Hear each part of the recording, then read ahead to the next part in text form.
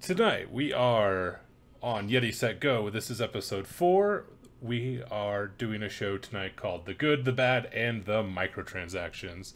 Our hosts this evening are Nate, aka Gojira, Michael, aka Radiant Reason, Sean, aka Bloud, and myself, Chase Viking Redbeard. So we are going to talk about things and stuff.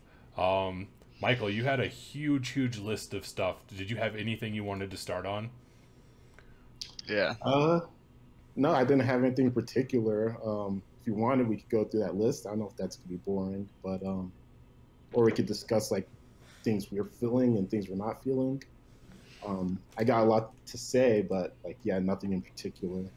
All right. So I might suggest that we not follow our title and start with the bad, then go to the or the microtransactions, go to the bad, then go to the good, and then on a good note. So, I mean, I can talk about Square Enix, that fun stuff, EA. Yeah, go ahead. Bethesda, even though Bethesda's a mixed one. Well, okay, I guess I'd start with Square Enix because I hit them first. Not a huge Square Enix player. I played like Phantasy Star Online like ages ago, but then a few games here and there. But Kingdom Hearts just recently came out, and holy crap! I never played any of them, but I watched my girlfriend play, and and she was quite disappointed by that. She's like heartbroken. Yes, she was very disappointed about that, and so was a lot of other people that I talked to that played it. Like they just kind of killed a beloved series there. Hopefully not killed the whole series, but it's possible with that. I don't know. Video game Donkey dunked on that one. So yeah, I don't know. They're very hit and miss. I mean, they have the Final Fantasy series, but then they also have very bad Final Fantasy games, and then they have very good ones. So were you saying that the new Kingdom Hearts game was not good? Is that what you were getting at? Very bad.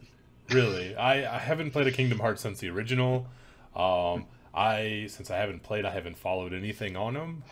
Was it just not well received? Was it not well liked? Well, what happened there?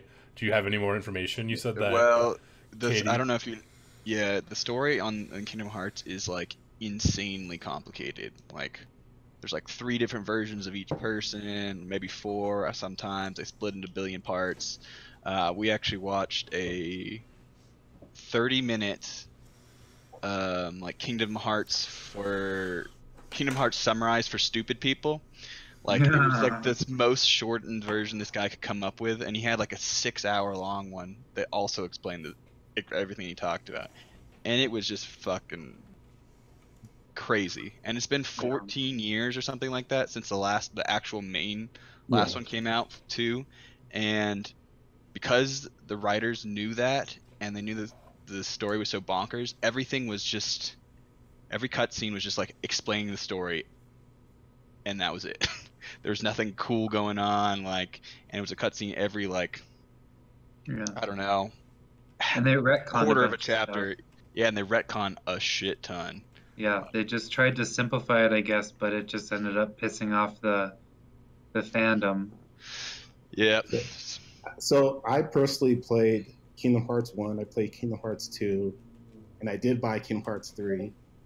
Started playing it, and I still can't get myself to like really go back to it, especially like with things like the Division out and my League addiction. But but like yeah, like for me, like the issue with Kingdom Hearts 3 is that like again, there's a lot of just dry dialogue. A lot of, like someone actually took an example of a scene where Sora's talking to Donald and Goofy, and they cut a few seconds out of it, and it flowed much better because like there's a lot of just like waiting and like this unnecessary dialogue. Like too. Like they just like stop talking for a second, just like look at each other. Exactly. like awkward pauses during the conversation, and like also like you'll be fighting, and then like the next second there's a cutscene, and then there's dialogue, and then you'll have a short fight, and then there's another cutscene. So like a lot of the actions like just like always disrupted. I haven't gone through the whole game yet, so I don't want to speak to it. Right now, my kind of feeling is that it's an okay game, but it's not the game that a lot of us have been waiting like 14 years for, and so forth. Yeah. But like going back, so that's like I guess one example of Square Enix failing. I think you could like look at another example. You could look at like Final Fantasy 15, right? That game took like 12 years to develop, and that didn't really look like a game that should have taken 12 years, right? I think it was decently received, but have any of you guys played Final Fantasy in, I don't know, the last year, 2, 3, 4, 5, anything like that? Yeah, I mean, I'm still playing through Final Fantasy 13 right now. I got on Steam. Okay. Before we jump too hard, I just want to tell you what my girlfriend just texted me because she can hear me. She was fucking devastated. She mourned. I'm convinced they blew the budget for writers on the goddamn Skrillex commercial. So, I thought you guys enjoyed that. But yes, go ahead. Sorry. Yeah, and that reminds me of another thing. Like another issue is that like Kingdom Hearts used to be this cool fusion of like Final Fantasy, like Square Enix's traditional titles, and Disney. And they took all like the Final Fantasy characters out. Like it's just like the original, like the characters original to Kingdom Hearts 3 and Disney characters, and that kind of bummed me out a little bit too. And that's like a huge complaint. Well, because Cloud was in there at one point, right? There was a handful of like some of the older school characters. They disappeared as well. Exactly. Yeah, they can't be found in Kingdom Hearts 3. So. Seems like a waste. Like why would they do that? I think they wanted to like focus, like they wanted to have a tighter focus on the story or something like that. And I also would bet money Disney got a little greedy and was like, you should focus our characters. Especially like Frozen and the Pixar titles. Yeah, like so there's a huge emphasis on the Pixar titles. Yeah. So Kingdom Hearts came out like what, 3 months ago? Like within the last 6 months, right? Yeah, within the last January. It was one of those like it seems like more often than not games over the last year or two they've just been overhyped and they've been underdelivered. Like this being one of the first ones, I guess, since this one's been out for a little while. But it seems like everyone's been waiting on it, and they were just severely let down by Square Enix. Have they done anything good lately? I mean, because I don't want to like completely just rip on them without maybe bringing to light some of their good things. You guys have any good things that they've done, or anyone in the chat? Square Enix. Kurt mentioned Dragon Quest 11. Is that a game any of you guys picked up? I feel like it was well received, but I didn't follow it too closely. I didn't pick it up, but I know it's been well received, and it's something that I'm interested in getting eventually. And yeah, it seems like something they're gonna push with Smash. Isn't that one of the tease DLC characters and one Dragon of the Quest rumored characters? Yes, it's a still unconfirmed rumored. It's like codename Brave or something like that. I don't know. I haven't been following the Smash rumors too much anymore. I mean, I don't know much about it. They also do the I didn't know this, but they do the I guess I did the Tomb Raider series. The new one is really good. Even the last one wasn't as good, but I still played through all of them. They're all very enjoyable. So I don't know. I feel like they have like mixed success. Like Deus Ex, the first new one, like I don't know, probably 5 years ago now, was really good. But the latest one, which probably 2 or 3 years ago, I didn't think was very good. So they're like I thought it was really bad. Yeah, they were. Yeah, I didn't even finish it. So I didn't even get like more than an hour into it. Like I feel like I got to the first mission where you have the guys that can go invisible, and then I died like 8 times. I was like, okay, done. I can't get off this stupid sand helicopter level. Oh, like the first, like the tutorial mission. Oh yeah, that's how bad I was. It was. Oh no. I got stuck. I was bad. I think I got stuck in a bad position, and I didn't want to restart the level. So I was like, okay, I'm just gonna put this game down. Yeah. On the Is list that here, Mankind Undivided or whatnot? Is that what you guys are talking about? I think Division. yeah. Divided. Yes. No, I think Mankind Deus Divided Ex. was the first one. The new one. I'm not sure which one it was, but the newer one was not good. They also have. Oh, you're right. Just Mankind Divided was the newest one. Yeah. Humankind Evolved or something like that was the first one.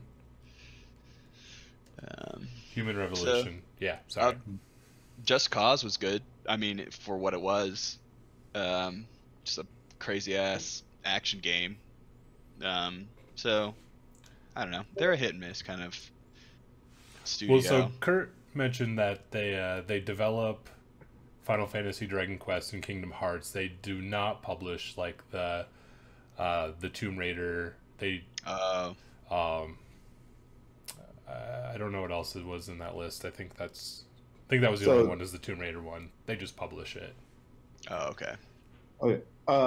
Yeah. So like, I mean, they still do develop it. Like, so the developer is Eidos, Mm-hmm. but they got bought out by Square Enix. So now they're like Square Enix Europe. I think that's Oh, okay. research. And Curtis, you can check me if I'm wrong, but yeah, that's what I understand. But they don't do microtrans. I mean, to my knowledge, maybe the newer not Half-Life, Final Fantasy series. I know that's a kind of an MMO-esque. But they don't really do microtransactions, so that's always a good thing to do. Is that your opinion? I mean, there's. You don't like microtransactions usually? I don't like things that make you better at the game. Skins are fine. Okay. Like, All right. like pay to win. I think skins or cosmetics are very helpful for the dev agencies because they make them more money and it like people don't have to buy them. Yeah.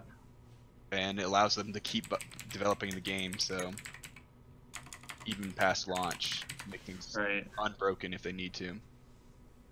That seems to be like the common opinion, right? Is that they usually prefer cosmetics than like ways to win the game faster or easier or better.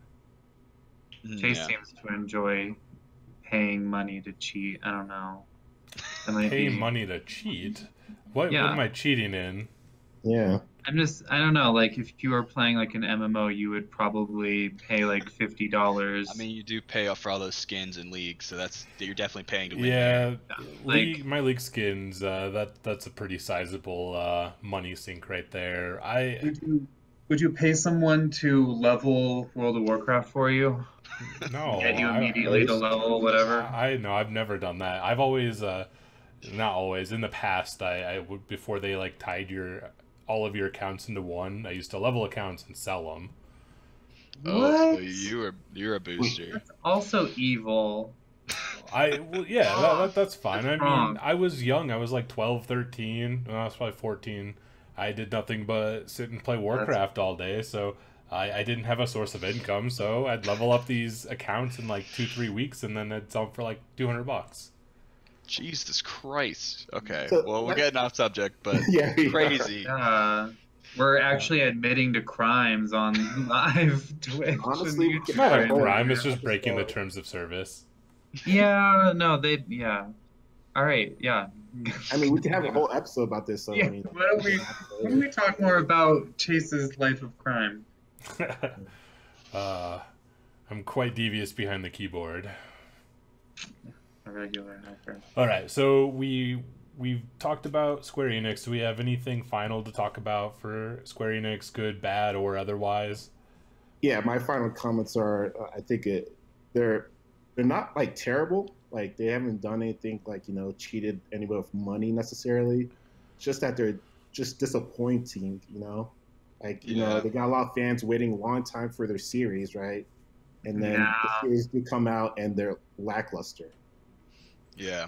Well, so one of the only good things, and that's probably what I'm going to close with, is Well, I'm in my section of it anyway. Octopath Traveler. They made this beautiful game. It was like a throwback to SNES era RPGs, and the graphics were beautiful. And that was probably one of their most well received and sort of experimental games that they've done. Like, if they could integrate some of those into like some of those old Final Fantasy games from like between the NES and SNES, they could just print money every single year. But everything else that they've done besides Octopath, in my opinion, has been pretty lackluster and disappointing. I mean, so like hitting on that, they do got their Tokyo Game Studio, I think it's called, and it's literally they have a small studio that works on just throwback RPG type titles, right? They're not like necessarily the old licenses, but they're newer titles, but they like are reminiscent of like older titles, like that old school RPG feel. So like they are kind of doing what you just mentioned right there. And those games, like one of them was Setsuna, I believe, something Setsuna. I think they are well received, so they are kind of following your advice already. Yeah, their AAA games are just not where it's at. Yeah, but funny enough, their budget game, I think Octopath was only $40, and it was probably one of the best investments for the Switch when I could get it. Definitely a solid title. I wish that they would. Oh, one of the big things about Squeenix is the Final Fantasy VII remake. I forgot to talk about that. They recently just scrapped it. They announced a couple months ago that they didn't like how things were going, and so they just scrapped it. And so they're gonna start. Very decisive of them. They seemed like they were pushing it really, really hard. Yeah. It seemed like that was what they were trying to capitalize on. That's the most recent one that they made, right, with all the guys? Which one? In all black. The Final Fantasy VII? No, that's 15. Oh, no, that's Final Fantasy 15. No, 7's a remake of like one of their most famous iterations of Final Fantasy. Oh, yeah. Okay. If anyone from Squeenix is here listening, do one thing. Take that game from 20 years ago and just slap a new coat of paint on it. Don't change anything else. Don't change the battle system. Don't change the cuts. Like, I mean, obviously, like just keep everything the same. Just slap today's graphics on it. Yeah. Like it doesn't even have to be like I don't know. It doesn't have to be anything too crazy. Just do that with today's graphics. Yeah, Final Fantasy X and X-2 are coming to Nintendo Switch soon, and that's exactly what I hope it is just... Oh, we already know that those are like the remakes that they did. Yeah, a lot of your costumes would be nice. Like a little bit more titty. But other than that, same game. I would be very happy with that. Yeah, okay, move on. I feel like the Switch titles, those 10 and 10-2 for Switch, will just be the remasters ported. But yeah, that's what I was gonna say. They're just the Switch versions. Like they're barely even remastered. They're just basically ported. Well, it's what I want, so I get what I want. All right. Anything else about Squeenix? I feel like we exhausted that list. Yep.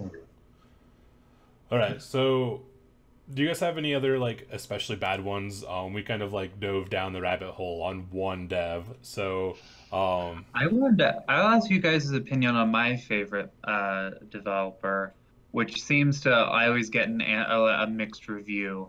BioWare. Any interest? Well, BioWare has been a great company throughout the years. However, recently they've kind of struggled hitting their stride. They're not quite the old BioWare of before, and that's because they were bought out by EA. I feel like EA just does nothing but suck the life out of them. Shits on every freaking studio they buy. Like Mass Effect was one of my favorite series ever, and then Mass Effect Andromeda. Didn't even finish it. So my perspective, like, so I am not like I'm an outside observer of BioWare. Like I've never really played a BioWare game or completed one. Wait, you've never played Knights of the Old Republic? Nope. Knights of the Old Republic. You have to get out of here. Yeah, you're uninvited next time. So good. Knights of the Old Republic, Baldur's Gate. What else you got? Dragon Age. Dragon Age. Yeah, I've never played any of them. And then more recently, Anthem. So so Anthem, I played the demos for those, but I actually did start Mass Effect 1. I just didn't finish it. I started that like a year ago. So I don't really got much to say, but like I just want to tell you my outsider like opinion was. So like for me, like I've heard great things about BioWare, but like where I started to notice the downfall was Mass Effect 3. I remember I was in college and people were like, we're just playing it, and like then it came out that the ending wasn't like that unique, right? For like this creative tale of winding different paths, all led to like I guess 3 different endings, which were explosions of different colors, is what I heard.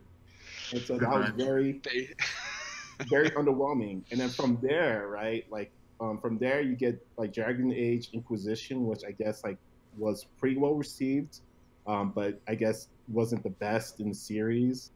Next you get Mass Effect Andromeda, which again came out and it was a mess, right? And you had weird facial animations and things of that nature. And then like the next big thing was Anthem. And as we've seen in the last few weeks, that just blew up, right? Like, just an uncompleted game that they just pushed out the door way too quickly. I mean, the combat was fun, but you could tell the game wasn't finished. And so from my outsider perspective, it's like it's a studio in decline. Oh, yeah, definitely. Yeah. I don't know. Unfortunate. It is unfortunate. I really like Mass Effect 3, but Mass Effect and Dragon Age, those are my games. So Kurt asked, is that a studio or is it an EA issue? Because I was going to mention that too. Like, how much of this is all EA's problem, since again they're another company that got gobbled up by EA, and then it just sucked the lifeblood out of the company. Like, I mean, don't get me wrong, BioWare had its problems well before they got bought out by EA, but things extrapolated pretty badly. Like they had Knights of the Old Republic, which was solid. Jade Empire was another one of their series that was pretty darn solid. It was basically Star Wars. It was Knights of the Old Republic, but in like more traditional like Japanese or Chinese like culture. Feudal China era. Yeah, that was the word I was looking for. It was so good. It's such a good game. But go on. But like Michael, I didn't touch almost any of the other titles. Like I never played Mass Effect. I never played Dragon Age. I never played Baldur's Gate, and I haven't picked up Anthem at this point, and looking pretty grim. So I think I'm okay that I missed that one. But yeah. Oh, go ahead. Yeah. I just think, like Curtis is saying, I do think it's. I wouldn't even they probably lost talent once EA's corporate pressure comes in. You got to deliver these things on time, like under budget, like all these things where the bad parts of being a game developer is all EA. They work crazy hours, so by doing that you you lose your talent, and then also you're losing people as you're developing game, and you still have to deliver to this deadline. So things like this happen. That actually makes so much sense because they were bought in 2007, by the way. So like in the Mass Effect 3 was 2012. So that by the end of Mass Effect 3, we're losing talent, and then we have Dragon Age, and then Dragon Age 2. Now we're at Anthem. Dragon Age 2 was the first Dragon Age to be made under EA, I believe. And its biggest complaint about it is that every little dungeon that you went into, every little cave, every little area that you went into, it was the exact same skeleton as everything else. And it was just clearly like, just a poorly made game. Just well, this is very, pre-procedural generated yeah, like dungeons, so everything had to be handmade. Like I can kind of forgive them kind of reusing some of that stuff. Basically every game does it to some I extent. sure did. So That I just wanted to interject. I know. I know, but I sure did. I was the same way. I forgave them all the time for their like, because that game in my opinion is their best storytelling game. It tells a really unique story, and I didn't really care much about that. But as far as what Sean said, their lazy or they're not their laziness, but just their like, their deadlines and all that shit kind of plays into the big complaints with BioWare so far with how sure there's problems with their story, especially in Mass Effect 3. Their storyline was just horrible, but Andromeda, you see a lot of complaints about just straight up uh, mechanics not working, shit not working, glitching out, straight up like you know, you're glitching through walls, all this foolish stuff. Eyes So, popping out of heads and shit. yeah, yeah, yeah. So it's just like uh, it became less of a like what it became less of like a I don't know, like it was more simple back then where like you just told a story of a hero conquering evil and you put some like almost uh turn-based combat in it and we were just happy about it. But nowadays, I think but what BioWare is trying to do, I think it doesn't flow very well with what's happening in gaming right now. Uh, I just don't think that that's what people are looking for in a game is, what they're doing. But yeah. So, I mean, do you feel like that people don't want good stories in games nowadays, Um, or story focused games? Maybe that might be the case. I think that particular group of people is my people. I love a good storyline. So, Um, Everybody does at some level. Like that's why everyone complained about Mass Effect 3 because, like you said, the last three endings you could get with your character was they all ended in death, and there was only one that ended with life, and it still wasn't that interesting. Spoiler alert. and Um, wasn't that one patched into the game like yep, much later due after? to literal Yeah, complaint. I Like, remember. so that was where BioWare just completely flubbed on their storyline. So I think it's more like the fans don't know what they want, and the developer or like the storytellers don't know what they're doing. So I think that it's going to take a little bit more formula play into what makes a good story before we find something that like hits gold. But I have faith in BioWare that it will happen. All right. Well, I mean, we literally just had Anthem come out. We know that BioWare is still on the decline. Um, Mm-hmm. I mean, Anthem. I haven't actually played it. I didn't even play the demo. Like I knew it was going to be a game that I was not going to buy, so I didn't even. I was Didn't super even. interested in it.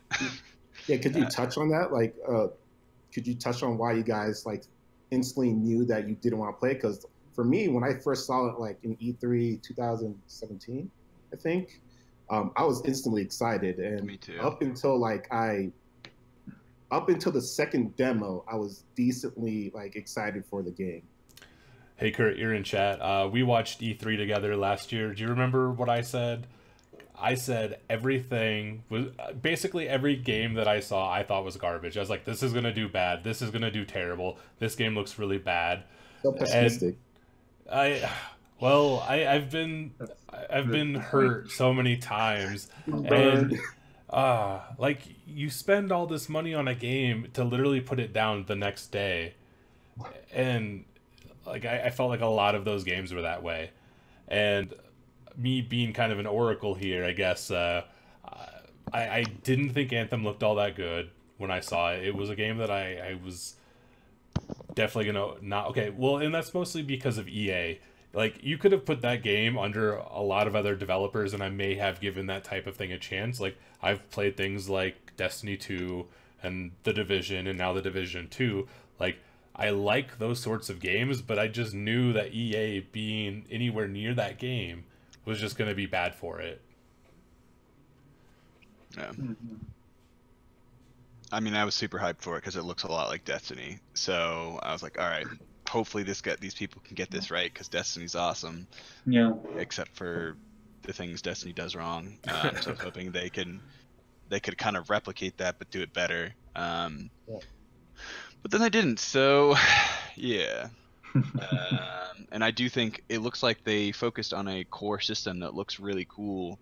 Like Anthem combat looks amazing, but like you're Iron Man, right? You're Iron Man flying through the jungles and like shooting things. It's awesome. Like the gameplay looks really cool, and I bet if I played it, like the combat would be fun, just like Destiny. With the combat was the best part of it, but there's nothing else to it. So you do need a little bit of story somewhere in there, and then there's also a bunch of like quality of life shit, like you couldn't change your weapons in world. Like, what the fuck? Exactly. And then like loading screens, right? Just like everywhere. Like to go back and change your weapon, you have to visit like at least 3 loading screens or something like that. Yeah, I read that article too. Yeah, you had to leave the thing. You had to change your weapon, which triggered leaving caused a loading screen. Change your weapon caused a loading screen, and then change it, and then loading back in caused a loading screen.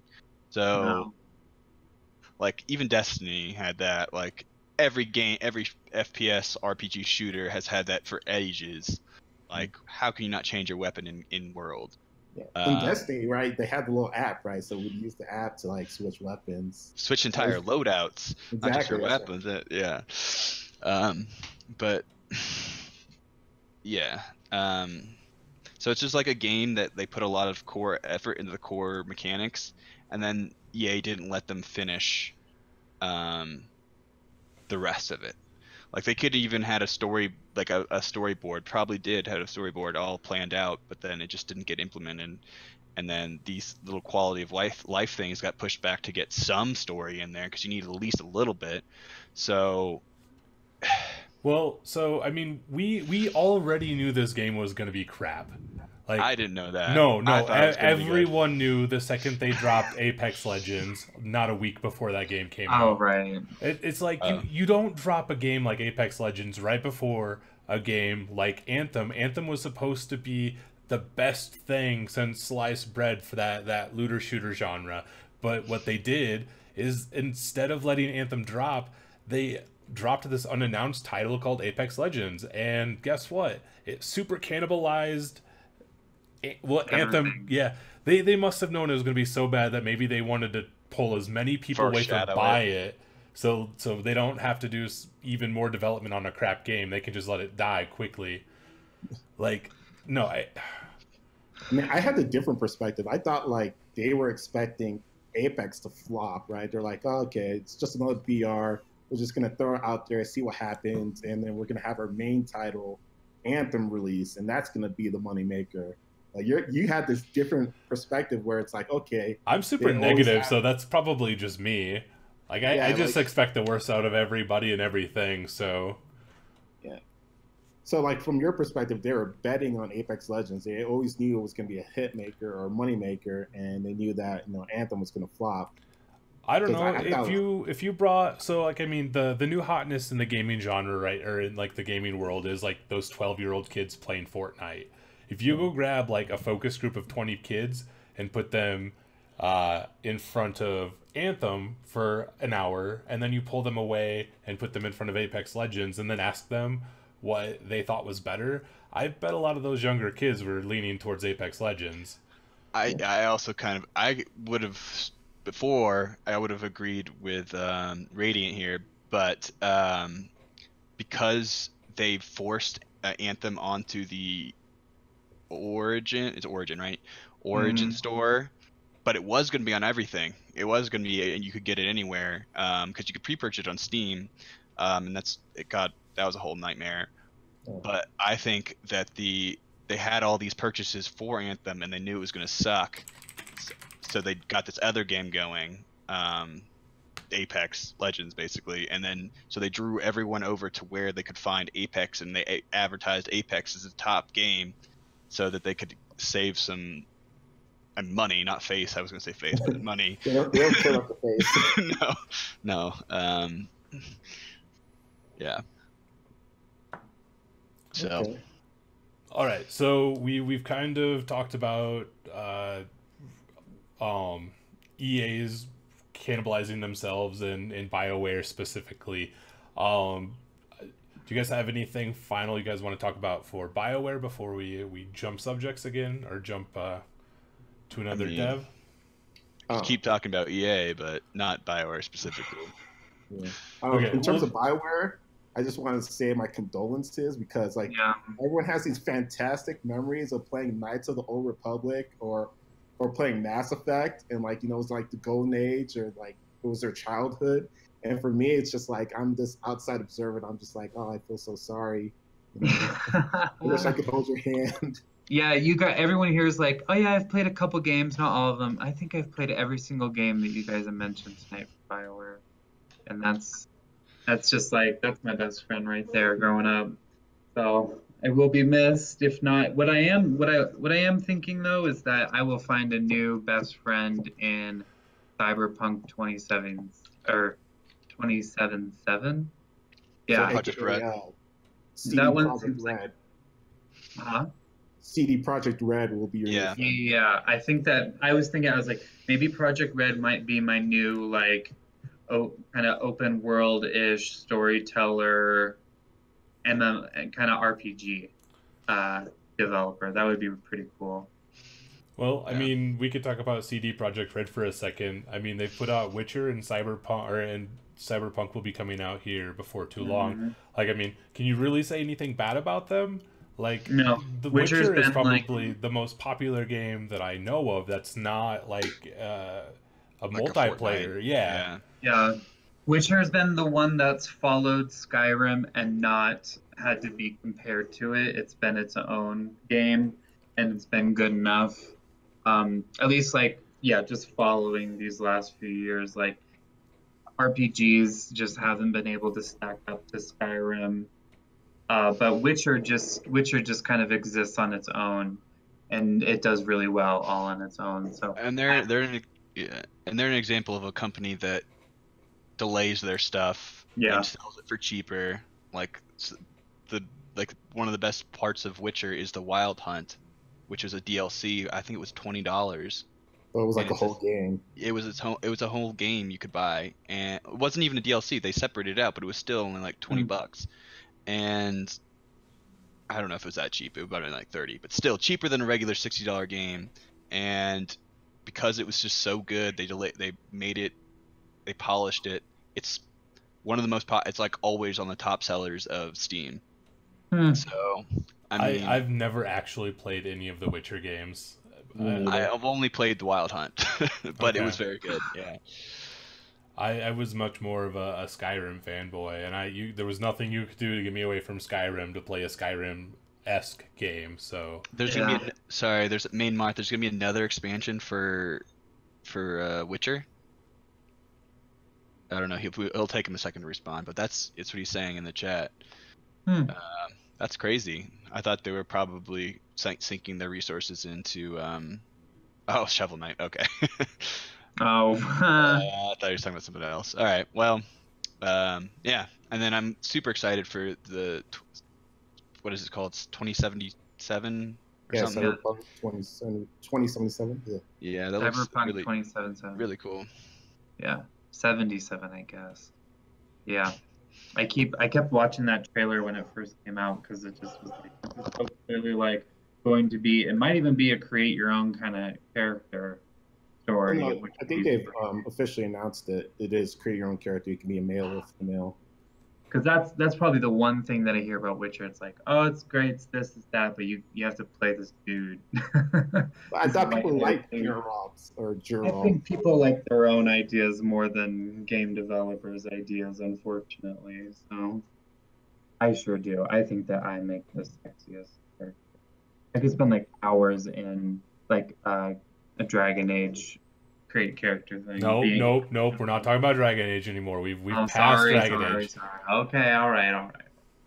But I think we can move on to Bethesda because I think we were just talking about Skyrim, right? So Chase was talking about that, How do you feel about Bethesda nowadays, Chase? Bethesda's mostly garbage. It's going to take them a lot to get back into my good graces. Like, they're gonna basically have to somehow go back in time. I Fallout 76 was another one of those games. I was like, gonna be garbage, and it was. But did you buy it? Like, did they no, burn you? No, I definitely didn't buy that. As soon as I saw the trailer, I was like, that's gonna be terrible. E3 last year, that was my one of the other games What that I was even like, is the popular opinion on that game? it's not not It's yeah. like Really? Oh, I thought it was Yeah. a popular one. I thought it did well. So Fallout No. 76 being so terrible, Fallout 4, like, it had its moments, but there were so many shortcuts that were made in that game to make the game longer. They like artificially increased the length of the game by adding like random missions in the game. Oh, And it just okay. it got very repetitive and really bad, and it was just a pretty poorly overall game in my opinion. Like, before that, like, Skyrim is probably their last like really good game, and I think that's because they keep putting it on everything else. They're not porting any other game other than Skyrim. Yeah. Like, Skyrim is going to print money for a long time. Yeah. So yeah, Bethesda is like the reason I got into. I'm a web developer now, but the reason I went to school for programming, because I wanted to make. Oblivion was the game I played growing up for hours and hours, and I also obviously played tons of Skyrim. I played probably Fallout 3 and 4. I didn't play the Fallout 2, and then the New Vegas, which is very good too, but that was a different developer. They have multiple studios, and I think it's like one of the few places where, not one of the few, one of the several places that has some studios put out amazing work, and other studios put out, in the same name, put out terrible work. So right now they've got this. I mean, first of all, they've got the studio porting all this shit to Skyrim everywhere. Like, that's why it's the meme right now. Oh, you're awake. The Alexa Skyrim or whatever. You're finally awake. It was a meme for like a couple months, and now they've got. I don't know if you guys know this, because I look up Bethesda news all the time because they're my favorite. Is there's a mobile goddamn game coming out that's supposed to be in the Skyrim world. That Blades. is Blades. Yes, it's Skyrim Blades. Yeah, and it's coming out on Switch, and I'm probably going to buy it because I'm a fanboy. But I'm still going to be disappointed. It's going to be bad. I'm still going to be disappointed. They do have their main studio working on Starfield. Don't you guys have phones? Starfield. Yeah. Put your phones. Exactly. Different studio, but the joke I know. still applies. Yeah. Yes. They Starfield, which looks pretty good, and then they also have their main studio working on Elder Scrolls 6, and not the online one. And I've actually heard the Elder Scrolls Online is not the worst thing ever. Like, it's just like Skyrim. I actually own it. I played it for a little bit. Yeah, it's kind of like, I like it. You just don't get to, from what I've heard, you just don't get to feel like the Dragonborn or the Chosen One or whatever. No, you're not. You're definitely not playing. You're definitely not playing the Dragonborn. This game is going to be terrible. I don't know why you guys are giving it the time of day. It is going to be a hard pass. Oh no, Blades, no. Yeah, it's gonna be bad. But I think Starfield's gonna be okay. It's not good. And then I think they always do good the regular. I'm really hoping they don't fuck up the next Elder Scrolls, which probably won't be for probably 2 years. Hey, I'm okay if they delay it. Like, I want it to be good. Like, they just announced it with a fucking picture. Yeah, this last E3. Yeah. So, that's not even close to done. So I would guess at least 2 years, if not more than that. Well, so we're also missing some of the Bethesda's other things. They've got Dishonored, they've got Evil Within, and more recently Prey. Have you guys played any of those other series? The Evil Within is like their like uber scary, like kind of a haunted, like insane asylum type thing. and that's what I was talking about, the other studios. Like I was trying to look up the names of the list of all the studios. Like the Dishonored, I really like that series. It's a lot of fun. You just get to do crazy shenanigans with teleporting, stabbing dudes in the face. Like, and the story's actually pretty good. There's some good twists. I heard Prey was not the best, but I have not played. I kind of watched some trailers, but have not played Prey or Evil Within. Doom also super fun. It's just not a exactly storytelling game. Just blow freaking demons' faces off and jump around and kill people, which is a blast. But different kind of game. So I'm a fan of them, but they have pushed this freaking Skyrim everywhere, and then they've done some dumb shit. So I like Bethesda for things they haven't done in 10 years. Like I like Bethesda 10 years ago. Like they're just kind of here right now. Like I don't hate or like them. I'm just kind of quietly waiting for them to do something I do like. Starfield could be interesting. I have no idea. Like I don't think they put out any details other than we don't know what it is. What do you do? Prey I didn't get very far into because I'm not good at those jump jerk scare games. So I didn't get too far into that, and I've never played Evil Within or Dishonored. So I'd recommend Dishonored. It's a lot of fun. Dishonored's fun. Dishonored's cool. For me personally, I want to talk about id Software, right? So you got Bethesda, and some of their games are kind of mixed in with id Software. But id Software, those are the guys who pretty much created the FPS genre, right? Because they created Doom, they created Wolfenstein, they created they're coming out with Rage 2. They made Rage 2. That's a series they're making.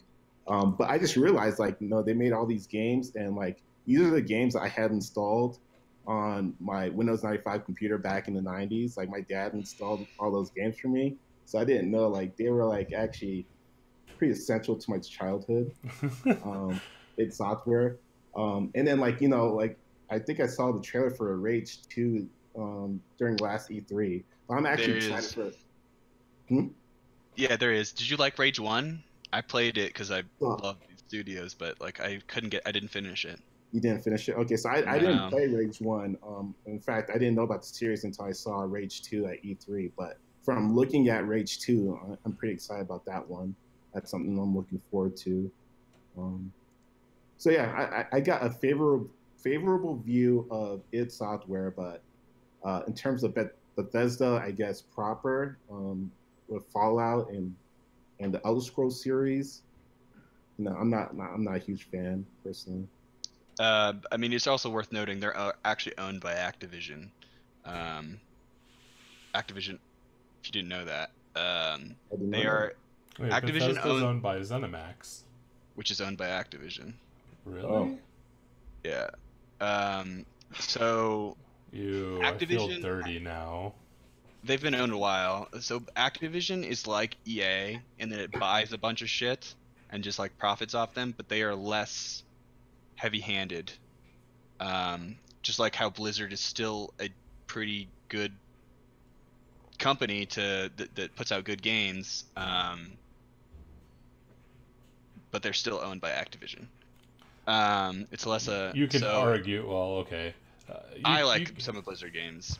I mean, so they haven't done anything with StarCraft in a few years. I know they're remastering Warcraft, and then Diablo. Everyone wanted like a Diablo. Oh, that's the meme you just.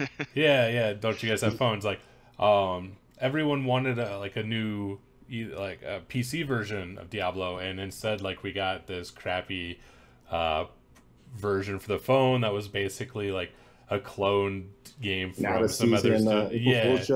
Yeah. No. I mean,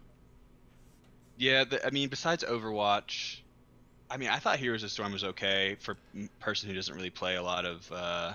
Heroes of the Storm was pretty decent MOBAs. For what it was, but like And Diablo was awesome. Diablo 3, the latest, like it's been out for years, like a couple years now. The what was it called?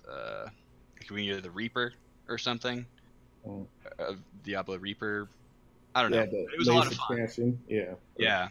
They put it on the Switch recently, but I've owned it for a while. That was Reaper a lot of Souls, right? Yeah, Reaper Souls. Blizzard's still a company that takes their time deploying stuff. Like Overwatch is based off of a scrapped game that Blizzard decided wasn't good enough. And Overwatch, if you like it or not, is a popular game, and I still like it. And World of Warcraft just recently celebrated its 14th year running, and that is something no other game company can say except one that I don't know about that you guys might know. But dude, like World of Warcraft, that's a feat. That is. Yeah, but it hasn't been good in a while. Like I came back this last expansion. I played it for like 2 months. I got like to the one a step like heroic raids, and then I kind of maxed out without like needing more people.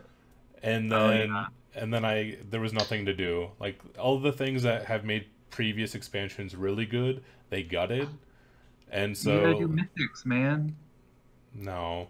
You gotta do mythic. That's fucking hard. I hate mythics, so you're fine. No. I just want to point out, like, not anything specific about Warcraft, just like that all the things that were good they gutted, and so like they haven't had like a good Warcraft expansion in a couple of years now. So can you list a few of the things that were good? Because I'm like I never played World of Warcraft, so their rating, it was all about endgame with the World of Warcraft. No, because there's not really been anything good to say about Warcraft for like many years, and so it's just like slightly less bad than what it was last year. But okay, Chase. No. Chase clearly doesn't know what he's talking about. Or if he did, he would know that Legion, the last expansion that just ended in 2018, he would know that Legion was. Yeah, Legion was the first good one in many years before that. You said that their last one was bad. You said that their last ones have been bad, so I have to correct you. Okay, fine. You can correct me there. That's fine. Legion did have its pluses, but everything prior to Legion for many years wasn't very good.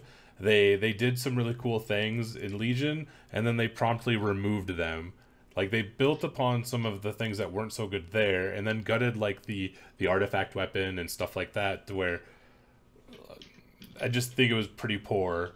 That's something that game in particular has to do. They have to change things up like that. And you can't have a game... And Legion's only as good as it was because everything prior to that was terrible, so it's only good by comparison, not it's good in general. It was just the formula that worked, basically. Like they've tried different things they put expansions out every 3 years, I believe, every 2 years, and they've tried different things every single time. And as the forerunner and as the only company that's ever had the opportunity to make a game for that long, they've always had to be the one to do the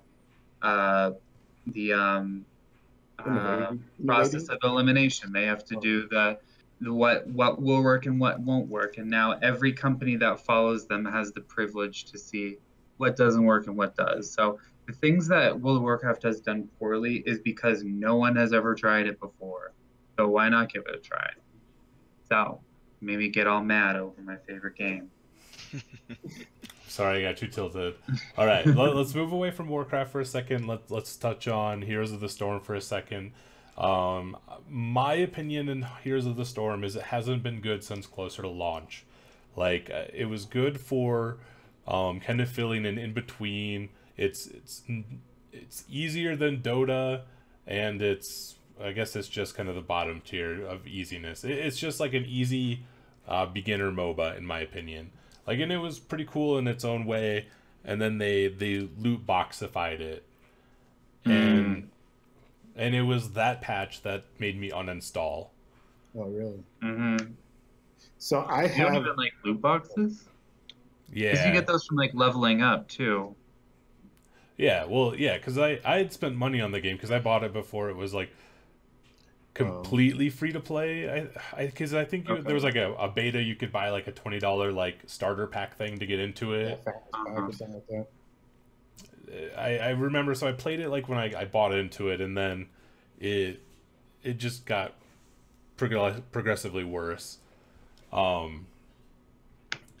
I don't really have much else to say about Heroes of the Storm because I haven't played it in like 3 years. So I played it about like a few weeks ago, like 2 or 3 weeks ago. So I have this one friend, and like every couple of months he'll say like, "Hey, Michael, you want to play? Want to play a game together?" And it's usually Heroes of the Storm. So that's like the only reason why I have it still installed. Mm. And the thing is, he's a friend I try to get to play League, which I feel like is the more superior MOBA, right? That's why I also didn't go back to Heroes of the Storm. No, you guys are not. Was it Here Knots? Awesome Knots. Awesome Knots. Awesome Knots is a MOBA. Kind of. It is a MOBA. It's a platforming I need to MOBA. look into it. So I'm not even arguing that like League is the best MOBA. Yeah. I'm just arguing that it's better than Heroes of the Storm. And so here's my deal with Heroes of the Storm. It's that you can't really flex on people, right? Like on League, right? You can spank somebody, right? Someone makes a mistake, you can punish them for that. And like you can make all these flashy moves, make flashy plays. You can display your skill, right? So like if you want, you can hard carry your team, right? If you're just that good. And those are things that you can't do in Heroes of the Storm, right? It's like Heroes of the Storm, you're kind of in lane. You're not even really CSing. I don't know what you're doing, but you're trying to like complete those objectives as a team, right? If your team's not with you, then like I guess you lose or something. But it's just like there's no individualism with Heroes of the Storm, right? Like to touch on that real quick for people that are unaware, like you have a shared XP pool between your whole team, so you don't level up individually. You all level up as a team. And then in Heroes of the Storm? Yes. Yeah. And there's no items. You get a choice between 3 different abilities, like every 3 levels, give or take. And like it's just like a very simplified version of like League and Dota. Like in my opinion, like it caters to a certain group of people, but it's not me anymore. Yeah. For me, it's just not flashy enough, right? League is pretty flashy, right? You can do things to say ooh and ah. Right? In Heroes of the Storm, I feel like you can't do that. Yeah. I never knew that. You're not missing anything. That you all level up together at the same time. That's so weird. So if your team's not on it, then you're on it too. And if you're doing really well, then it doesn't matter. You can't carry. I think you can, but like it's just I don't know. You can't really stick out as much, in my opinion. Do you guys have anything else you guys want to talk about Blizzard in general? Stop talking about Heroes of the Storm. It's a terrible game. It's not worth talking about. It's okay game. It's just not the best. Okay, final thoughts on Blizzard in general. We can hop to a different developer. I mean, the reason we talked about that was because I was saying ZeniMax, aka Bethesda, was owned by Activision. I mean, there is the rest of Activision over here, where we have Call of Duty, which you got 3 studios making Call of Duty games, right? They're rotating. Yep, Infinity Ward, Sledgehammer, and Treyarch. Like that's just crazy. I mean, I'm not a huge fan of the Call of Duty games. Like a couple of them have been enjoyable. Like the last one I played that I liked was Ghosts. Other than that, like I mean, they're just the same formula every year. They print money for them. Like they're always slightly better than the last one for the most part. Do you guys have any like? I'm not gonna give hate in Call of Duty. They're not my jam, but they have their place.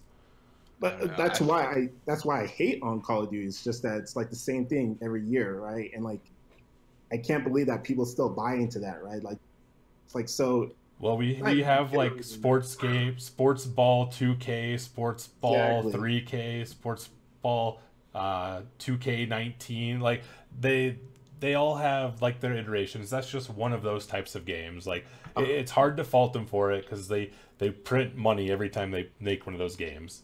I do want to say that the last, like Black Ops 4, which released last winter, right? That was a departure, right? They did introduce Battle Royale. Didn't even know a new one came out. Yeah, the Battle Royale was actually pretty good. Come out. I legit didn't know that they put out a new Call of Duty game. They did. I personally, I really enjoyed it. I've been able to play a little bit with my brother. We just kind of take turns playing online together, and I like the characters that they have. They've kind of tried to do a little bit of an Overwatch thing with having some staple characters with really distinct looks. And if Apex hadn't dropped, I would assume that I think that Call of Duty would have taken over for Fortnite, because it's a good polished battle royale, but Apex is the same thing and a little better.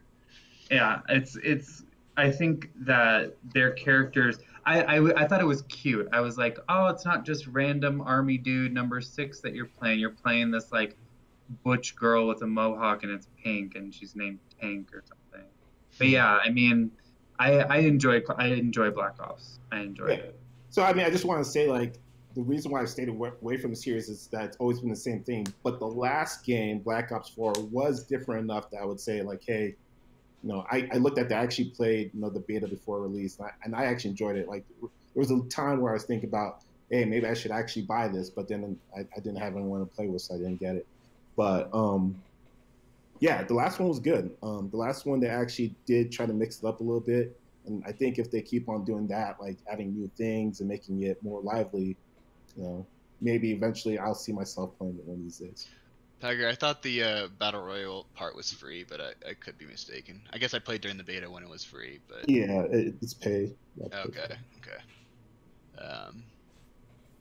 But yeah, I mean, there's also studios like Nintendo, which is kind of left out of it's kind of its own little world, which does crazy good things with their games. Like, their games are always great, but like, they don't do things like the EA does that makes their games more popular, like promotions, online stuff. EA doesn't. Their online is pretty solid. Like, even if their games suck, the online works great. The network is great. Yeah. So, yeah, I mean, I made a comment on Reddit a couple weeks about Nintendo and like their online service, and I got downvoted into oblivion. But like, what Nintendo should have done is go scalp a couple people, like take one person from that works at Xbox Live, grab somebody from PlayStation Plus, and then get somebody that is either like from like Riot or like that is in one of those like types of studios, and like put them together and be like, how do we want online to work, and what can we do?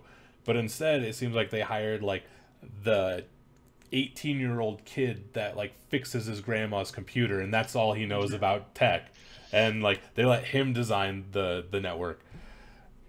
Nintendo's really good at first-party games, and for the first time since like the Wii, like they got their hardware right too, but they stumbled really hard with that online stuff. That was my pivot away from like EA makes crappy games, but their internet's always great. Like, Nintendo makes really great games, and like their internet's been notoriously bad or non-existent. Yeah. But that's like I would say that's one grievance you have against what is opinion of Nintendo, because I think they're still like an amazing company, right? Their games. Oh, I'm not gonna dispute that. I think Nintendo is great. Like, yeah. I just think that one very fixable aspect of it could be much, much better. Yeah. But instead of making it better, they continue to make it not better and slightly worse. True.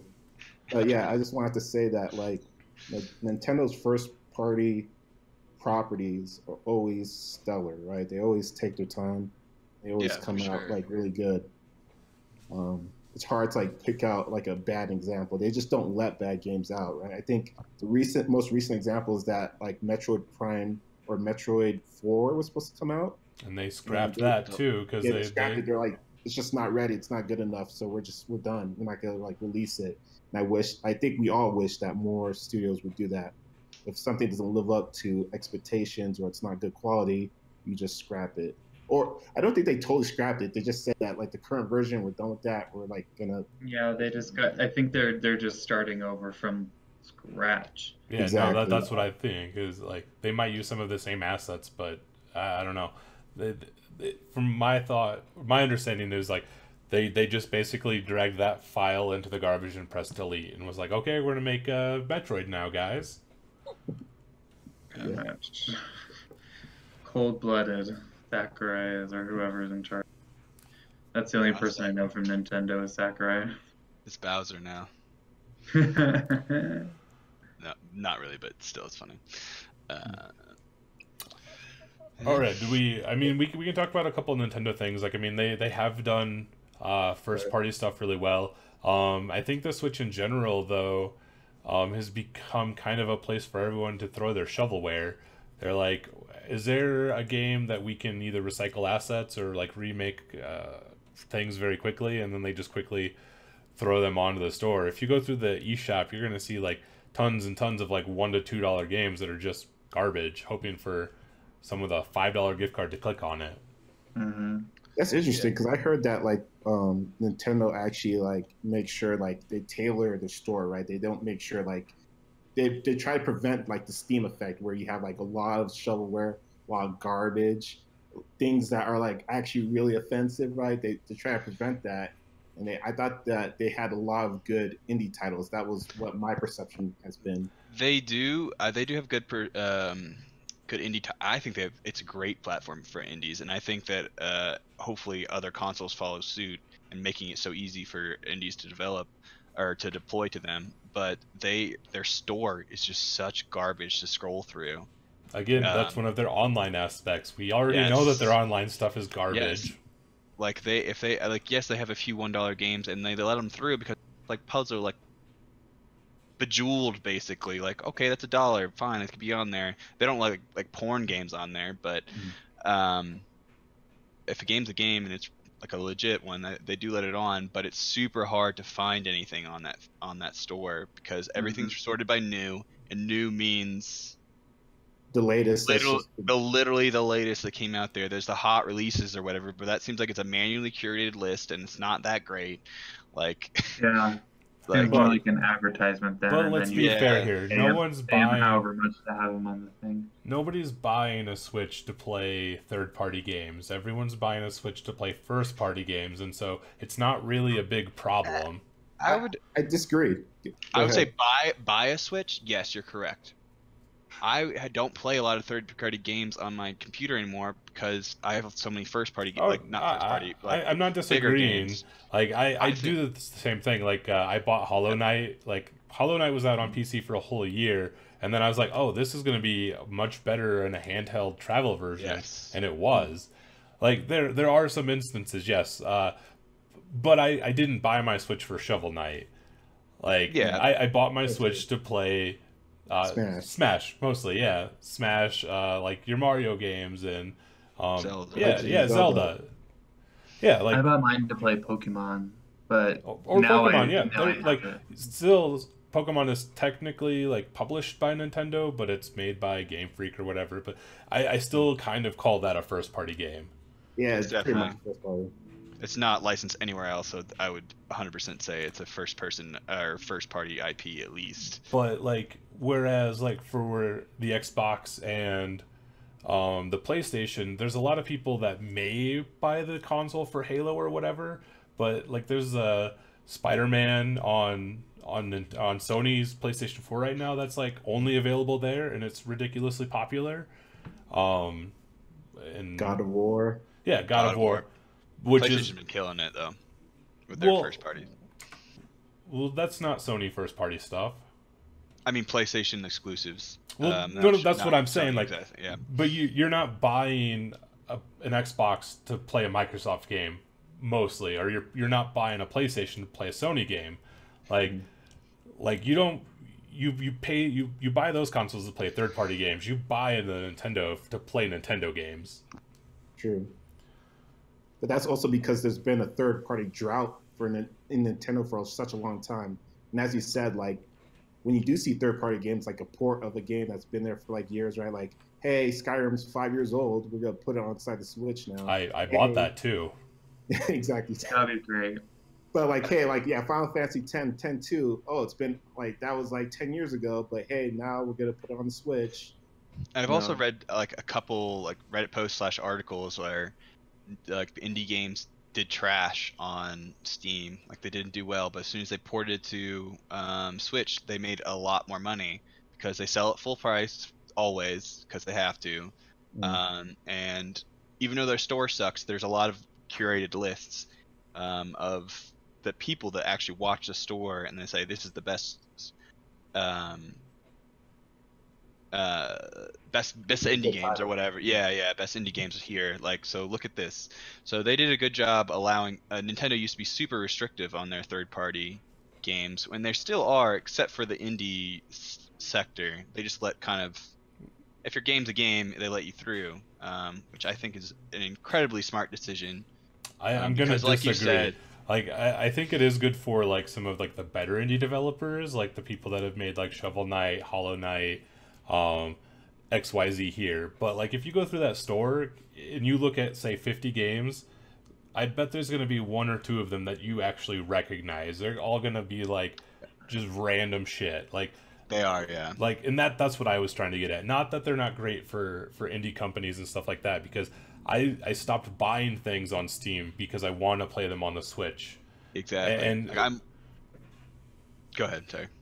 But I was just saying, like, my whole shovelware comment was like that. Like you see all these like 48 games to 2 games you actually know. I don't really have anything else on that topic. I was just shovelware. That's all I wanted. I just wanted to add that, like, you know, I have a Switch, but I haven't really been on the store that much.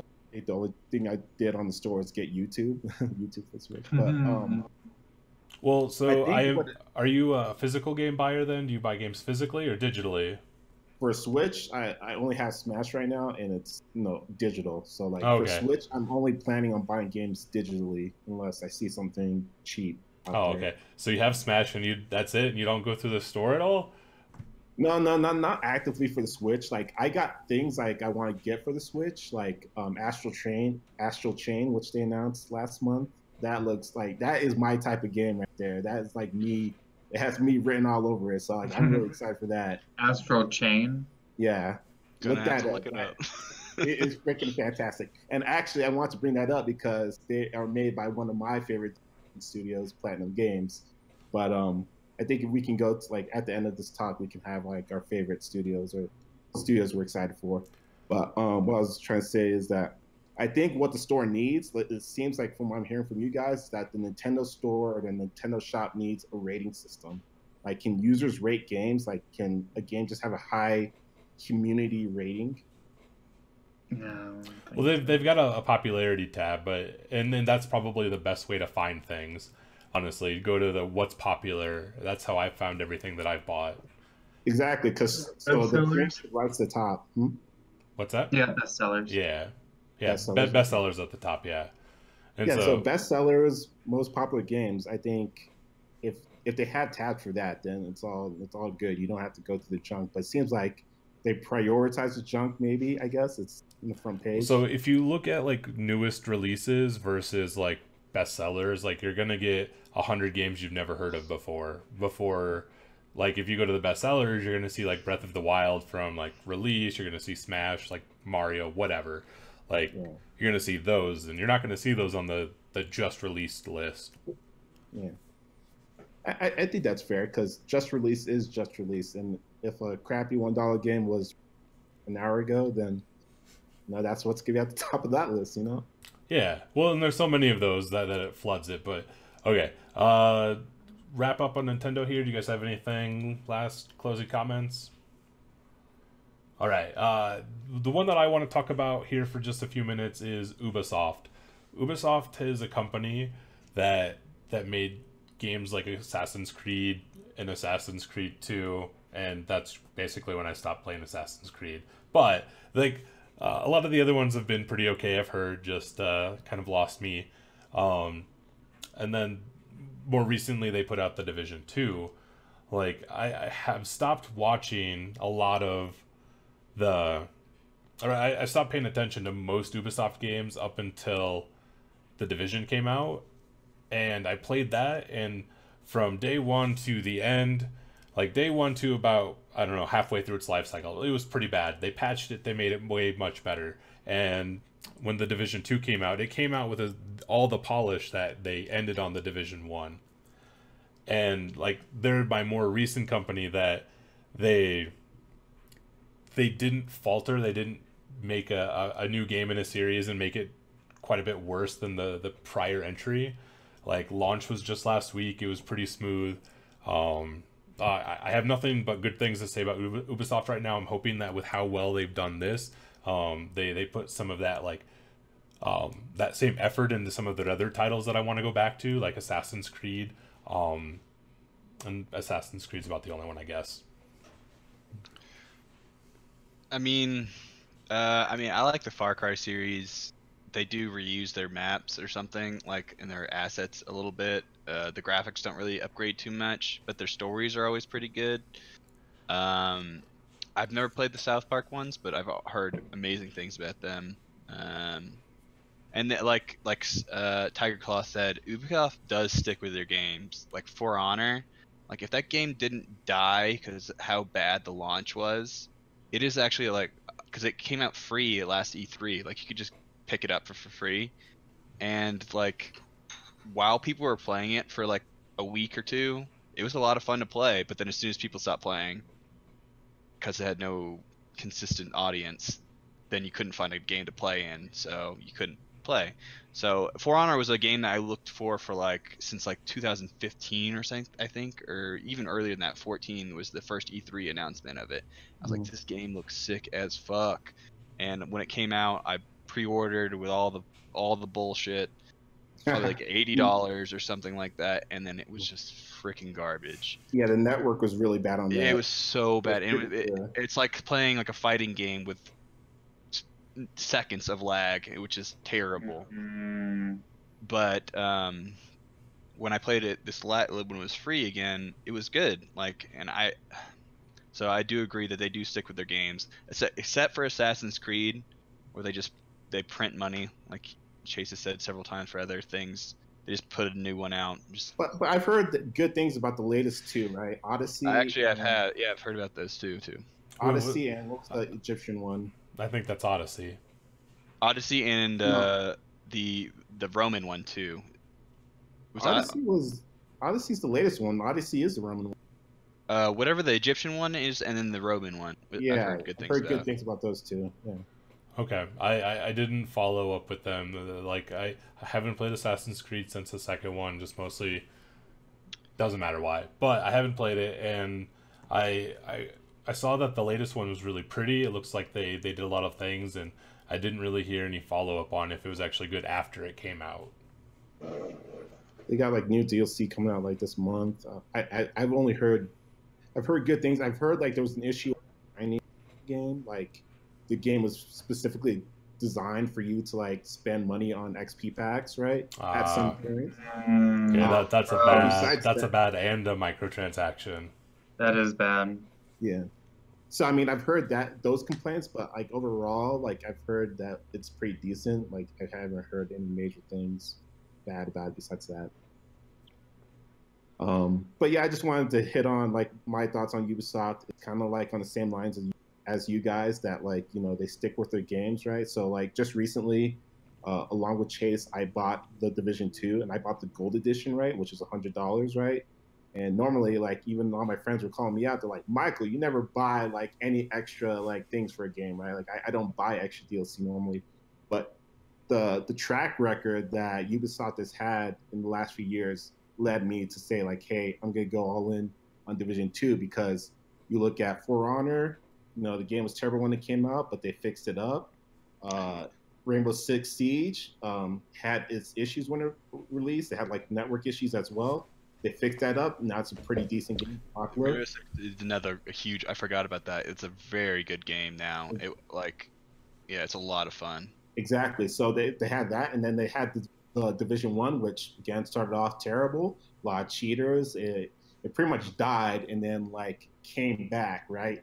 And so like they've had like this track record of producing titles which suck upon release, but at least they don't leave it there, right? So even if I did buy Division 2 and it sucked on release, but it doesn't, it's actually decent.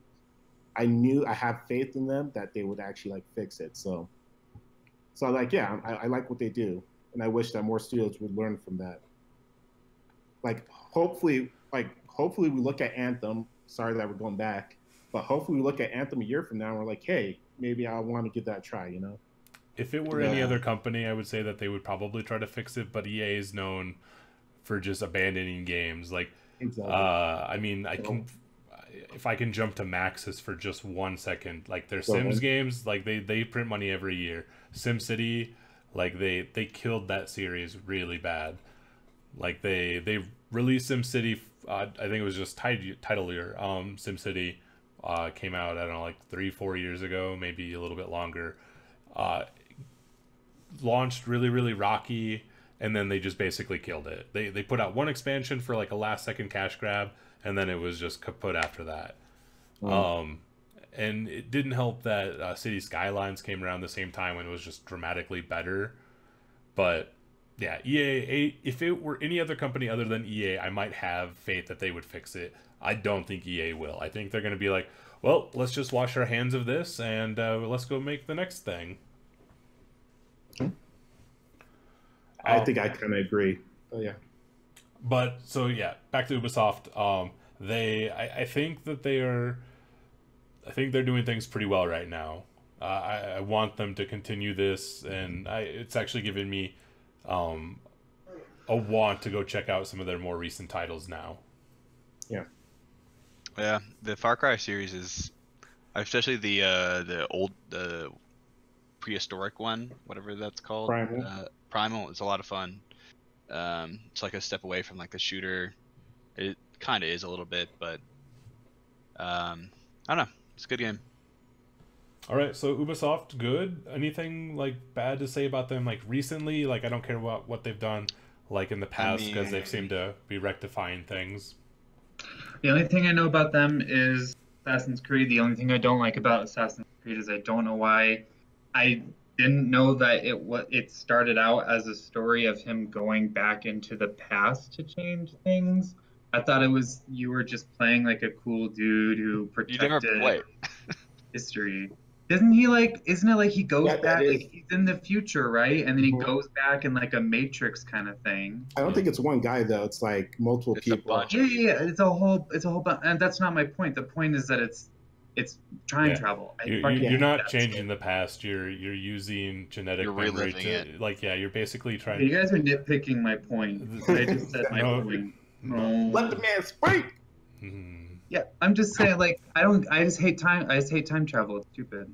It's not time travel. I think it's much more interesting for it to be like a actual Templars thing where it's like he's just living in the timeline and they're trying to assassinate people. That's much more interesting to me than like we're going back into the past. I mean, I like time travel. So I actually like the story, and I stopped playing again at like Assassin's Creed 3, and I actually go and watch the cutscene, like on YouTube. Someone always puts up, here's all the cutscenes of this game, and I go and watch them because I'm interested in the story. Because I'm like, I'm just like the crazy ass elders or whatever the fuck they've got going on, the people.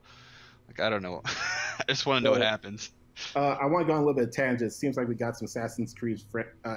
Sorry, go ahead. But did you guys watch the movie? Right, the live action movie that came out. I think it was like a year ago now. With Michael Fassbender, yeah. Yeah. No. It was. I didn't even like watch the previews. It was like this. It wasn't like totally bad, but it wasn't like very good either. Did it actually follow the Assassin's Creed storyline? It kind of created its own. Nope. I was just wondering if it lived up to like the. It was okay. Okay. It's too bad that its live action movie didn't kill its franchise like it did Prince of Persia. I actually watched that one. It was okay. I watched that one too, and then I was like, fuck, one of my favorite games is gonna die now. No, it's dead. No! Why did you do this? Yeah, anyway. I mean, so Ubisoft more recently, they just put out Watch Dogs 2 not that long ago. In my opinion, it was kind of a flop. I mean, Watch Dogs 1 was a huge flop, wasn't it? I really liked the first one, but really? the second one, other than that, because I think that came out just like last year, the year before. It's more of the more recent ones, but I think that's kind of it for Ubisoft as general. Like, you guys have final thoughts? Anything else you want to touch on real quick? Yeah, just another criticism of Ubisoft, and we don't need to go into it, but one of my complaints for Ubisoft is, like, there are versions of each game, right? Like, we got the Gold Edition, we got the Phoenix Down Edition, we got the Dark Zone Edition. Like, they need to stop with that. You know, it's ridiculous. Like, did you pay for it? So like I said, I pay for the Gold Edition. Yeah, I bought the Ultimate Edition. They're not stopping doing that because us morons, we paid for it. Like, but the Gold Edition, so like Gold Edition is just like a season pass, right? A lot of companies have a season pass, but like Ubisoft goes beyond. They're like, hey, if you buy this edition, we're gonna give you a live map or a tangible map, or you're gonna get this figurine with the game, right? It's like way more than just like a season pass edition, right? Yeah. Well, so like you can go up to the Gold Edition, but if you're going beyond that, you need to calm down. Well, so the Ultimate Edition I bought on the Humble store, and I had a 10% discount. So, like, the Ultimate Edition was like 108, which is cheaper than like the 120 I think it's supposed to be, or whatever. But like, I bought it. It had the DLC, like, it has the cosmetic stuff. Like, I've spent $0 on any of like the loot box stuff that they've got in the game, but I bought like the ones that you can get the dedicated sets for. I don't know. I had the 10% off. That's the only reason I did it.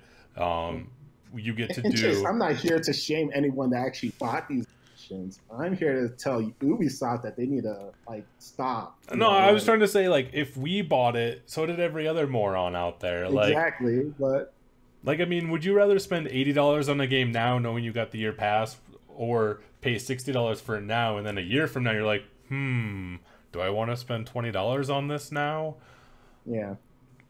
Like, I've already paid for it. Like, I've made my choice already, so. Yeah, that's true. And so, like, but like Anthem also did this with like the multiple editions of the game. And for each edition of the game, right, you get access early on, right? Like, so for Anthem, like, if you got one edition of the game, you got to play a week early. And if you got one edition, you got to play 3 days early. And then if you got the standard edition, you're playing a week late, essentially. And it fragments, like, the player base, right? Because your friends... Well, Ubisoft did that with the Division, too. They had the early release on... They did? Yeah, on the 12th, if you... And so you get comments like today, right? Like, we have Okatsu, right? One of our mutual friends. No, he's saying, like, not my friend. Oh, I can't believe they already reset all the quests for this week, right? So there's like a weekly set of quests, and they reset everything like today, right? Technically, some players had a whole week to do those quests, right? The people that got it early, but the people that got it on the release date Friday didn't have a whole week to complete them. And so you get like these disjointed, I guess. Yeah, no, like I agree that they could have handled that a little bit better. But I mean, that was one pretty small hiccup in the grand scheme of like how polished it is. So no, I agree. I hate that all the, like, it's not just Ubisoft, a lot of companies are doing it. But I fall for it on every single game that I buy that has one of those things. So I'm the reason why they keep doing that. And if you buy any of those special editions, you are too. Like I said, I normally don't, but yeah, I did this time. But anyways, I didn't want to get sidetracked. That was just my criticism. All right, so we've covered Ubisoft, we've covered Activision, we've covered most of EA. Is there any, and Square, is there anything we're missing? Anything you guys want to like touch on? We've got a little bit of time here left. I figure we can like round it out. Do you want to So I think we want to end on a positive note. What is maybe top 3 studios like that they're generally excited for and generally like, and maybe a reason why. So I'll start here. So I mean, one of the things that we haven't had a chance to touch on is Bungie. They just recently they're doing Master Chief Collection on PC plus Halo Reach. I'm pretty excited for that. So is that still Bungie? Do they still own the rights to those, or is that 343? That's probably 343 at this point, but they made all of the good games. Yeah, they did. And then Destiny 2, it's still kind of going. I think that they're gonna kill Destiny 2 quickly because they just escaped from Activision Blizzard. So I think that the Destiny series they're gonna try to fix Destiny 2 or they're gonna kill it very quickly and make Destiny 3. Okay. Sorry, you're right, Kurt. Halo is 343, but Bungie made it. It's where I got into Bungie. Go ahead. I was just gonna say, I am super excited. Destiny is one of my favorite. Like Destiny 1, I was like one of the first people to ever get like the 300 light. I played the shit out of that game. Oh, really? Yeah, I played a lot. By the end of it, I had like 800 to 1,000 hours in that game. Yeah, Destiny 1, I played the fuck out of that game. Destiny 2, not as much, but I did still play the shit out of it. Like I got the highlight or the top of the light every time, and it's just a fun game, and the story is interesting. The lore is great. The lore is great. I feel like if they somehow they don't have their cutscenes lined together, and I think that's another thing I was talking to before. What they did with BioWare is that a corporate ladder was telling them just get this shit out. So all this stuff was written on storyboards, but they didn't have time to animate it, so they just dumped it in all of these what are they called? The cards? Grimoire cards. So they have all this awesome lore that they just can't show on the screen, so a lot of people they miss it. So I'm very, very excited for. I also agree with Chase that they're just gonna dump Destiny 2 and go with the Destiny 3, because I would also bet that Activision owns the owns the Destiny 2 rights. So yeah, and then if I continue to go, we talked shit about Bethesda, but I'm excited for the next Elder Scrolls, and I'm very excited for Starfield. We don't know what it is, but I've heard about this game, a space game that Bethesda's been working on for a long time, because I look up the leaks and shit for Bethesda. So I'm hoping that maybe they'll drop it's going to be late 2019 or early 2020 when Starfield releases, and then obviously the next Elder Scrolls. So yeah, that's what I'm in, and also maybe Nintendo gets their shit together and gets their online right, and they can make all of their games way better than they are. So that's my positive. Nate, you want to tell me about your top studio or two? I'm looking forward to seeing Frogware's Thinking City come out, which is a Lovecraftian Curse of Cthulhu storyline kind of game. But they've only done literary stories, like they've done a lot of Sherlock video games. They've done a Dracula, but this they released a trailer at E3 that looked really ambitious to me. It looked really gorgeous and really creative, and it hooked me right away. And I've been following the game since. The game was supposed to come out at the end of March this year, but it is being delayed, which I'm really happy about, because this developing team is so small and so young, and they've only done really small time things, and this thing seems huge. So I'm really looking forward to that. What was that? What was the game's called The Sinking City. What was the studio? Oh, Frogware. Okay. Frogsware, something. Yeah.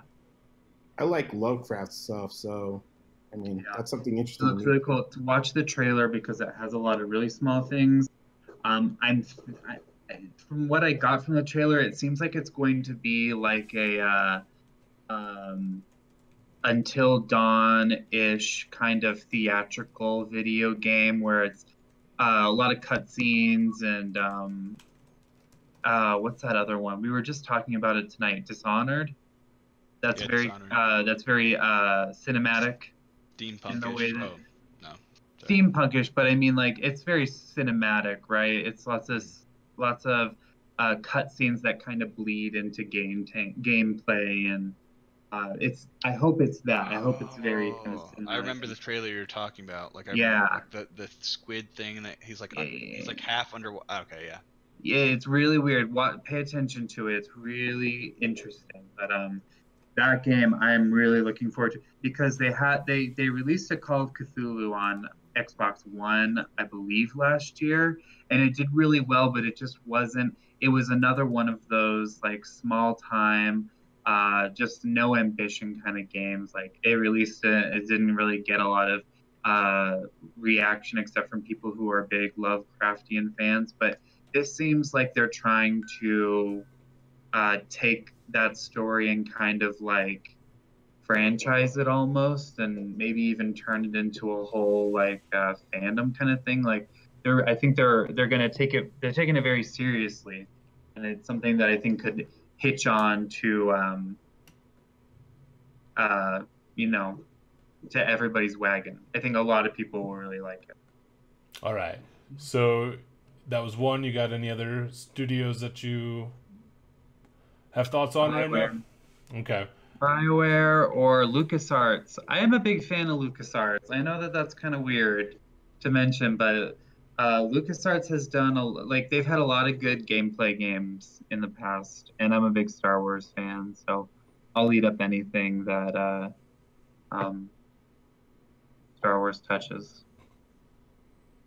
Star Wars Battlefront 2? Yeah, I was gonna say, did you play Battlefront 2? No, I know I didn't. Okay. But sounds like that kind of tarnishes the Star Does Wars it? game Oh, no. name there, yeah. But the games that I'm thinking of are like old. Hey, thanks for like the follow. PS2 games. Day Ami Mari. Back in. What was it? Star Wars Academy, I think it was called. It was another one, really small, create a character RPG that LucasArts did.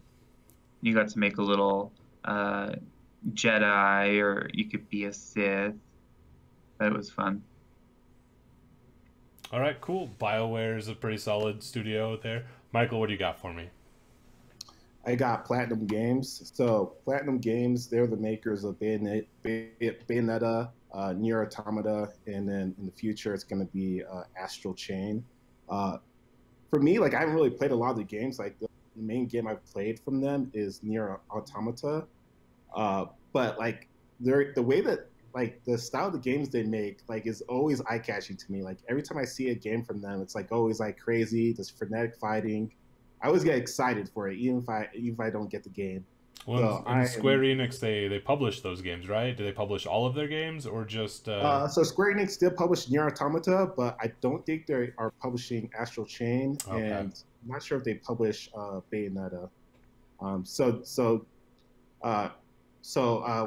I saying? Platinum Games. I know they shop around different publishers. They don't stick around with just like one essentially.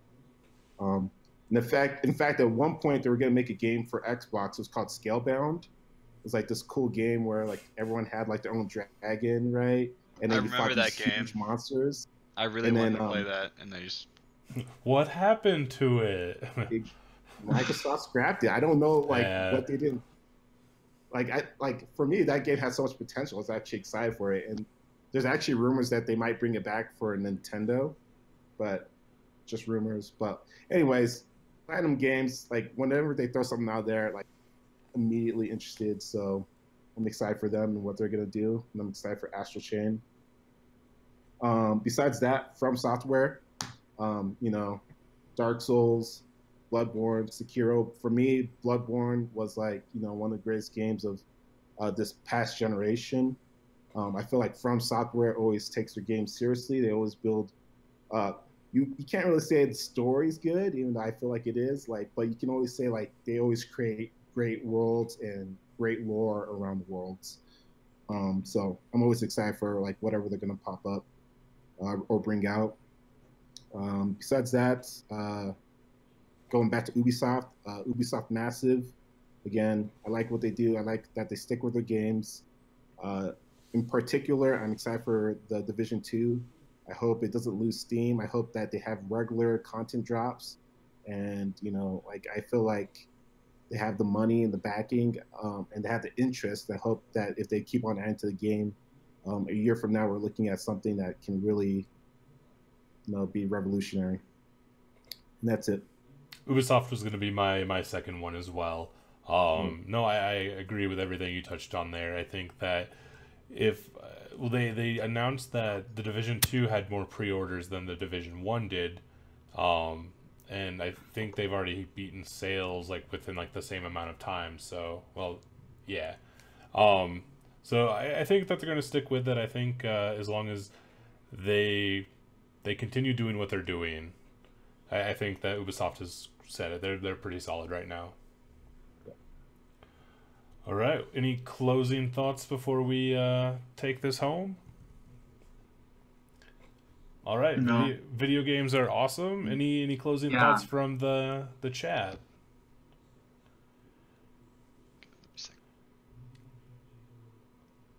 Looks like Cable. Looks like not. All right then. Well, let me see here. I think we will close this out. This has been episode 4 of Yeti Set Go. We will be back here in 2 weeks. You may see same faces. You may see different faces, but we will be here.